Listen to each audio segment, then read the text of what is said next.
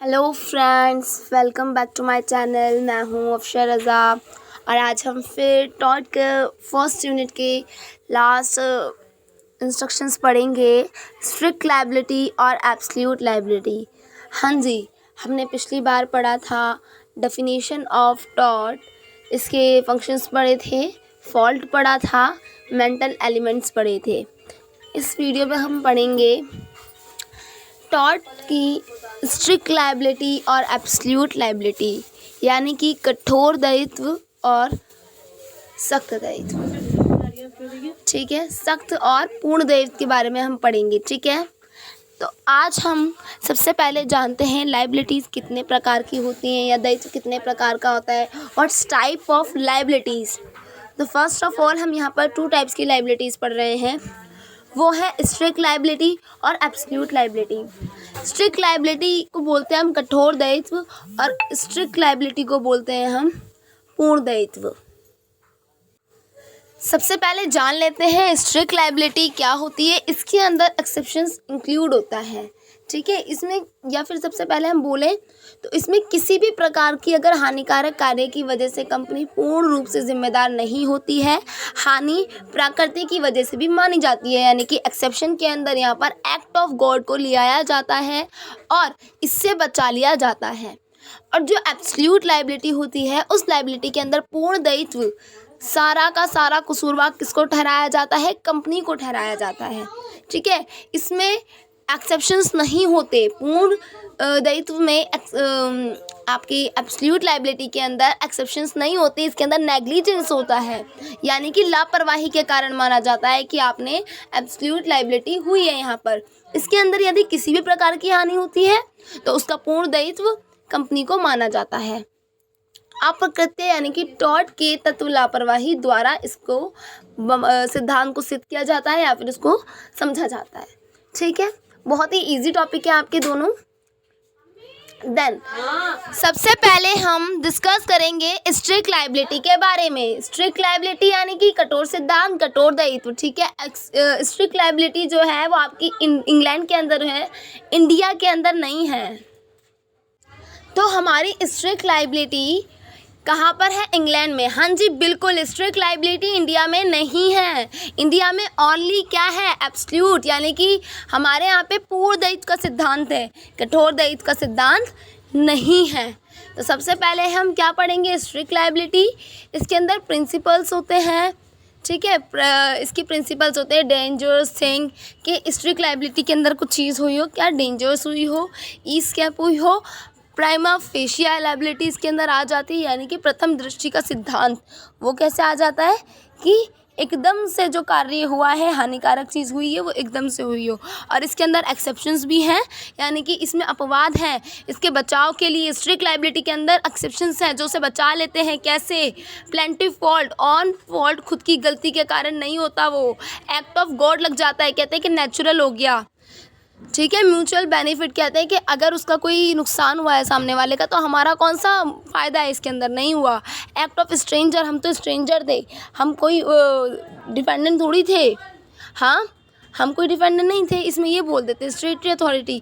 इन सब के कारण स्ट्रिक्ट लायबिलिटी के अंदर एक्सेप्शंस हो जाता है, बच जाती है कंपनी। ठीक है, स्ट्रिक्ट लायबिलिटी को थोड़ा और अच्छे से समझ लेते हैं। Strict liability means that the defendant is liable to plaintiff regardless of a fault. जो डिफेंडेंट है वो प्लेंटिफ के रिगार्ड क्या है? फॉल्ट है, यानी कि वो गुनाहगार है। If some situation even the defendant acted in a reasonable manner and took all necessary precautions, he or she may be still liable. Strict liability is applied when ultra hazardous activities, dangerous animal manufactures by defective products cause harm. Strict liability के अंदर क्या होता है आपका? Strict liability के अंदर बोला गया है कि हजार्डियस एक्टिविटी जो डेंजर्स है आपकी वो हुई है, जिससे हार्म हुआ है, हानि हुई है आपको। तो क्या? जैसे कि providing negligence involve establishing for elements, यानी कि ड्यूटी हुई है, जो ड्यूटी थी आपकी, ठीक है, वो भी ब्रीच हुई है। ब्रीच किसी भी चीज़ का टूटना और कोसेशंस एंड डैमेज, आपका डैमेज भी हुआ है सामने वाले का, ठीक है, और आपने अपनी ड्यूटी भी तोड़ी है, ठीक है, और कोसेशंस भी हुआ है। To win strict liability case the plaintiff must prove the questions of causation of and damage. सीधी सी बात ये है कि स्ट्रिक्ट लायबिलिटी के अंदर, ठीक है, स्ट्रिक्ट लायबिलिटी के अंदर अभी आपको शायद थोड़ा बहुत ना समझ में आया, बट आगे जो केस पढ़ेंगे उससे आपको ये इंपॉर्टेंट टॉपिक है, इसलिए इसको इतना डीपली पढ़ा रही हूँ, वरना तो इसकी डेफिनेशन देते हैं, दैट्स इट बस। बट एब्सोल्यूट लायबिलिटी और स्ट्रिक्ट लायबिलिटी में हम लास्ट में अंतर भी पढ़ेंगे। वीडियो को लास्ट तक देखते रहें, बने रहें, तो आप समझने की कोशिश करेंगे, देन आपका माइंड भी समझ पाएगा, ठीक है। आपको स्ट्रिक्ट लायबिलिटी के अंदर ये समझना है कि स्ट्रिक्ट लायबिलिटी यानी कि कठोर दायित्व सिद्धांत, वो कठोर ज़रूर है, परंतु क्या है इसके अंदर ये बोला गया है कि एक्सेप्शंस हैं। हालांकि मान लो किसी ने किसी के साथ कुछ स्ट्रिक्ट लायबिलिटी केस हो गया, तो वो बचाव के लिए क्या करेगा वो सामने वाले जो उसका नुकसान हुआ है उसको बोल देगा एक्ट ऑफ गॉड के कारण हुआ है, नेचुरल हो गया भाई, मैंने नहीं जानबूझ के किया, तो मुझे किस बात की सज़ा मिलेगी, right. Fact of the case is both Rylands and Fletcher were neighbours. इनका केस हम पढ़ेंगे। Rylands on a mill for whose energy requirement he construct water reserve on his land. He gave this work of independent construct and engineers. जो Rylands हैं उनके जो neighbours हैं, पड़ोसी हैं, वो फ्लेचर हैं, ठीक है। इन्होंने क्या करा है, रिलायंस की मील है, एक एनर्जी रिक्वायरमेंट मील है, कोयला मील नहीं होती है उस टाइप की, ठीक है। वो उन्होंने कंस्ट्रक्ट कुछ गड्ढा वगैरह खोद रखा था कुछ काम के लिए, ठीक है। तो क्या हुआ था, बराबर में जो फ्लेचर्स थे उन्होंने क्या करा, उन्होंने जो गड्ढा खोदा था उसमें से पानी कोयला मील के अंदर आ गया, ठीक है। अब उनका तो सारा नुकसान हो गया भाई, जबकि उनके पास क्या थी, उनके पास पूरे इंजीनियर्स थे, इट मीन्स लेबर जो थे अच्छे खासे पढ़े लिखे थे। फिर भी क्या हुआ, ठीक है, फिर भी क्या हुआ, due to the negligence of the private contractor the shaft and the lead way of Fletcher mine and broken which laid of water mine and causing heavy loss him। हाँ जी बिल्कुल। क्या हुआ इसके कारण, जब इनकी कोयले मिल में पानी आया तो भाई इनको नुकसान तो होगा ही होगा, हाँ, और ये हो गए परेशान कि अब क्या करें, किससे मांगे इसका कंपनसेशन, ठीक है। इन्होंने क्या करा, रिलायंस ने फ्लेचर पर क्या करा, केस डाला, बट फ्लेचर कैसे बचा, वो सिर्फ एक्सेप्शंस के कारण बचा, ठीक है, कि मेरी कोई बस की बात नहीं थी, ये एक्ट ऑफ गॉड हुआ है यहाँ पर, हाँ, नेचुरल था भाई, ठीक है, थोड़ी बहुत गलती हो गई उसका कंपनसेशन हम दे देंगे, पर हम कठोर दायित्व के सिद्धांत पे पूर्ण रूप से नहीं है, पूर्ण रूप से हम इसको खुद पे जुर्माना नहीं बढ़ने देंगे, ठीक है। देखो, रिलायंस वर्सेस फ्लेचर, इनका केस हुआ था 1868 में। The defendant mill owner wanted to build a reservoir on his land and employ independent contractors to assess the land. The contractor discovered a used mine shaft, but believe it was filled with earth, right। जो mine सी defendant जो था वो मील honour था भाई, ठीक है, वहाँ से पानी उसने क्या कर दिया था, कोयले की खानों में भेज दिया था, ठीक है। तो क्या हुआ, एम्प्लॉय तो इंडिपेंडेंट थे, उनको तो ध्यान रखना चाहिए था, बट फिर भी क्या हुआ, known to the defendant the contractor this mine shift contracted to the claimant and claim mine on neighbouring land when the reservoir was filled, water poured down the shaft and flooded the mine, ठीक है। ये case आप note करेंगे, अगर लिखना चाहें आप exam में भी इसको लिख सकते हैं, आपके नंबर ही ग्रो अप होंगे, ओके। सो यहाँ पर बात है किसके, स्ट्रिक्ट लायबिलिटी केस की, और ये केस इंपॉर्टेंट है इसलिए मैं आपको ये करा रही हूँ। बस यही था इसके अंदर कि उन्होंने कोयले की खान में जो उनके पानी चला गया था, इसलिए उन्होंने कमिटेड कर दिया था टॉर्ट, ठीक है, और वो बच गए थे किससे, एक्ट ऑफ गॉड से, ओके। नेक्स्ट आती है हमारी एब्सोल्यूट लायबिलिटी। एब्सोल्यूट लायबिलिटी क्या होती है, पूर्ण दायित्व का सिद्धांत, ठीक है। पूर्ण दायित्व के सिद्धांत की प्रिंसिपल्स होती हैं, हज़ार्डियस एक्टिविटी बहुत ज़्यादा क्या है, जो कंपनी है वो हज़ार्डस एक्टिविटी करती है, बड़े लेवल पे करती है, ठीक है। एंटरप्राइज है, बड़ी है, इसके पर नेसेसरी है, ठीक है। बट यहाँ पर एक चीज़ है, यहाँ पर बचाने वाला कोई नहीं है, इनका अपवाद नहीं होगा। There is no one exceptions, okay. So absolute liability, however there are a few rare cases where the defendant has been found guilty even though they did not the acts reuse voluntary. They are known as crime of absolute liability. यहाँ पर आपको कठोर दायित्व के सिद्धांत के अंदर देखने के लिए मिलेगा कि यहाँ पे फाउंड यानी कि पाया गया है गिल्टी माइंड, या पाया गया है कि हाँ आपका मैलिस था, टेंशन था, या आप इसके लिए क्या पूर्ण रूप से रिस्पॉन्सिबल ठहराए जाओगे, जिम्मेवार ठहराए जाओगे, क्योंकि आपकी रिस्पॉन्सिबिलिटी थी कि आपके कंपनी से कोई गैस लीक ना हो। एक इसका हम केसेस पढ़ेंगे गैस लीक वाला, ठीक है, MC मेहता का। तो ये सारी चीज़ें क्या कि आपकी तरफ से कोई गैर जिम्मेदारी वाला काम ना हो, ये किसके अंदर है, एब्सोल्यूट लायबिलिटी के अंदर, okay. Absolute liability means that no mens rea, mens rea it means guilty mind, okay. Mens rea it means guilty mind, malice, intention that are same words on the legal terms, okay. So all is required for the offense, all is required for the offense. It involves status offense, that is a offense where the actor's reverse is a status of affair. The defendant is liable because they have been found in a certain situation. हाँ जी बिल्कुल, यहाँ पे पाई गई है कौन सी, certain situation पाई गई है। और हाँ, एब्सोल्यूट के अंदर कठोर दायित्व का सिद्धांत तो नहीं है, पर पूर्ण दायित्व सिद्धांत है। पूर्ण मतलब पूरा, दायित्व मतलब आपका दायित्व है, पूरा दायित्व आपका है। अगर यहाँ पे कोई भी परेशानी हुई है, कुछ भी हुआ है, तो पूरा दायित्व आपका ही माना जाएगा, ठीक है। Such offenses are very rare to be an absolute liability offense. The following condition must apply. The offense does not require any mens rea. ठीक है, इसके अंदर कोई रिक्वायरमेंट नहीं है मेंस रिया की। There is no need to provide that the defendant actus reverse was voluntary. यहाँ पे किसी भी प्रकार की कोई वॉलेंट्री की रिक्वायरमेंट नहीं है, बिकॉज आपकी तरफ से गलती हुई है, आपने नेग्लिजेंस लिया है।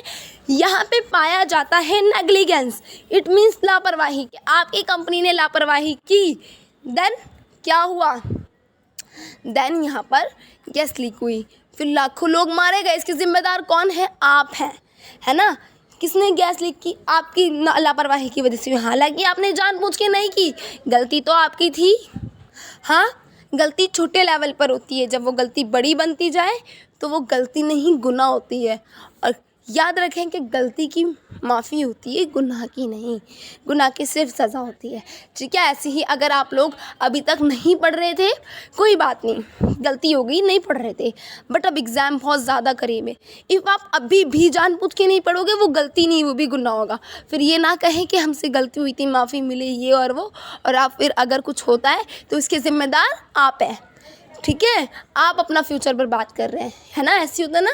तो आपके ऊपर भी पूर्ण दायित्व का सिद्धांत लागू होता है। अगर आपको पता है आपके एग्जाम्स करीब है तो पढ़े फिर, है ना। और ये ना सोचें कि अब थोड़ा सा टाइम बचा है तो हम नहीं पढ़ सकते। आप सिर्फ और सिर्फ 12 घंटे में भी बहुत कुछ कर सकते हो, समझ में आ रही है। आप 12 घंटे में भी बहुत कुछ कर सकते हो, 24 की बात भी नहीं कर रही मैं, ठीक है। आपके अंदर बस इत्मीनान का जज्बा होना चाहिए, हालांकि गर्व होना चाहिए, ना कि घमंड, राइट। तो चलो आगे बढ़ते हैं। तो याद रखें कि एब्सोल्यूट लायबिलिटी इंडिया में लागू होती है और इंग्लैंड में क्या होती है, strict liability, okay. So let's go. Rule of absolute liability, evolution. Rule of absolute liability was propounded by the supreme court, yes.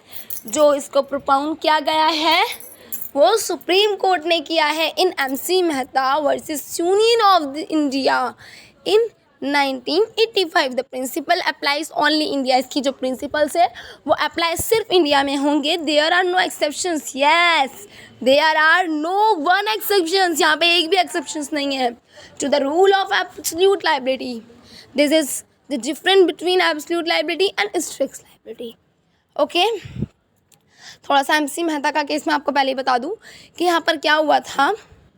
यहाँ पे जो भोपाल गैस वाला सुना है आपने, हाँ, भोपाल में गैस लीक हो गई थी, ठीक है, मीथेन गैस थी।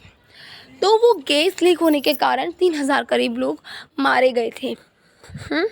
वहाँ गैस लीक होने के कारण वो तो मारे गए थे, पर उस गैस ने प्रेग्नेंट लेडी पे भी इफ़ेक्ट किया था। वो क्या इफ़ेक्ट किया था कि जो उनके बच्चे थे, ठीक है, बेबी बॉर्न जो होने वाले थे, अभी न्यू बॉर्न बेबी नहीं, ठीक है, जो बॉर्न होने वाले थे, ठीक है, इवन हुए भी नहीं थे वो, तो उन पे भी इफ़ेक्ट करी वो गैस। बिकॉज मम्मा पे करेगी तो भाई बेबी पे तो करेगी। तो ना कि सिर्फ उस जनरेशन को, ओके, जो जनरेशन वहाँ पर थी, इवन आने वाली जनरेशन को भी क्या करा उस गैस ने, बहुत ज़्यादा इफ़ेक्ट किया, ठीक है। और आज भी बच्चे होते हैं ऐसे, है ना, थोड़े से बच्चे उसमें यहाँ पर होते हैं कि जो भाई थोड़े अलग हैं, डिफरेंट हैं, ठीक है। तो ये बहुत बड़ी गलती रही थी किसकी, एमसी मेहता की जो कंपनी थी उनकी, कि भाई मीथेन हुई कैसे लीक। हाँ, इतने बड़े लेवल पे तो लीक नहीं हो सकती ना। तो ये पूर्ण दायित्व आपका है कि मीथेन गैस लीक हुई आपकी वजह से, उससे हानि हुई लोगों को, आपकी वजह से लोग मरे, आपकी वजह से।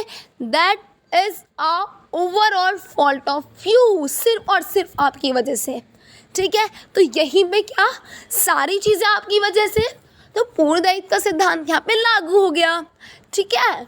यहाँ पे पूर्ण दायित्व का सिद्धांत लागू हो गया, यानी कि सारी चीज़ उनकी वजह से। भाई उनकी वजह से क्यों, बताना ज़रा कैसे। अगर वो बोल दे नहीं, नेग्लिजेंसी की वजह से, क्योंकि तुम्हारी लापरवाही ने 3,000 लोगों की जान ले ली, ठीक है।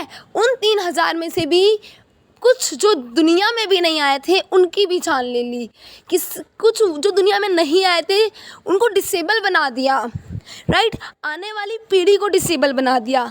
तो that is your fault, okay. India has many legislations and agencies. India के पास बहुत सारे लेजिस्लेशन हैं, एजेंसीज हैं, dealing with environment protection and preservation of natural resources.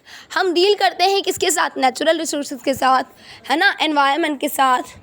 तो ground water is one such resource.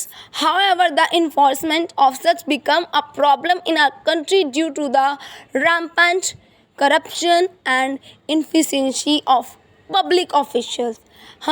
The Supreme Court in this case has done a commendable job by constituting the Central Groundwater Board as a authority under Section 3.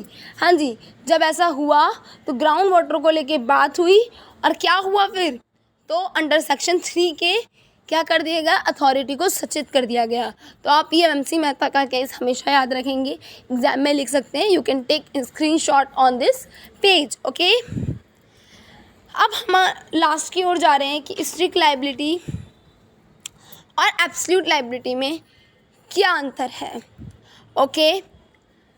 Strict liability means मतलब, ठीक है, यही बोलोगे, strict liability means liability without fault, right, कि हमारा fault नहीं था, act of God था, विदाउट इंटेंशन और negligence. The defendant has had liable without fault. जो डिफेंडेंट है हम उसको प्रूव कर सकते हैं कि विदाउट फॉल्ट के क्या कर रहा था, ये विदाउट फॉल्ट था, यानी कि इसका कोई इंटेंशन नहीं था, इसके पास मेंसरिया नहीं थी, ओके।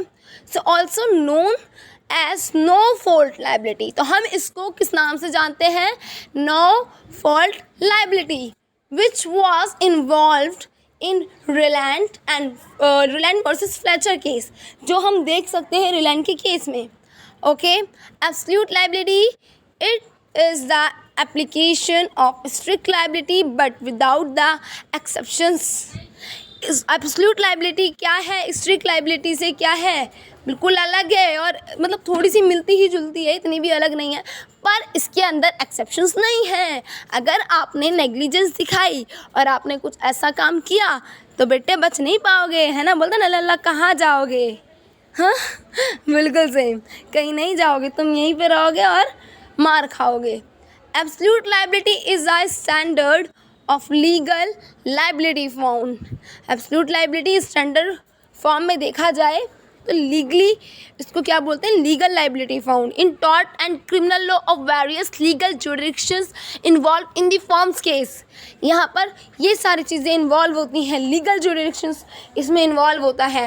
एमसी मेथा के केस में आप क्या कर सकते हैं, इसको देख सकते हैं। MC Mehta versus Union of India जो 1987 में हुआ था। ओके, सो हमको पता चल गया है कि स्ट्रिक्ट लाइबिलिटी क्या है और एब्सोल्यूट लाइबिलिटी क्या है, यानी कि अब एग्ज़ाम में आप पेजेस भर दोगे, राइट, और भर कर ही आना है आपको। सो अब आगे के टॉपिक यानी कि आपकी फर्स्ट यूनिट आपकी दोनों वीडियो में कंप्लीट हो चुकी है। नेक्स्ट टॉपिक नेक्स्ट वीडियो में इंतज़ार करें, और हाँ, सब्सक्राइब करना ना भूलें, राइट, ताकि आपको इसके टॉट के साथ हम और सब्जेक्ट्स की भी तैयारी करेंगे, उसकी आपको सब्सक्रिप्शन से क्या मिल जाएगी, नोटिफिकेशन। हाँ जी बिल्कुल, तो आप लाइक अगर अच्छी लगी हो तो कर दो, मैं नहीं कह रही, ठीक है, लाइक सब्सक्राइब और हाँ शेयर करना ना भूलें। सिर्फ आप ही क्यों, ज्ञान को एक्सपेंडेड फॉर्म में रखना है, ठीक है।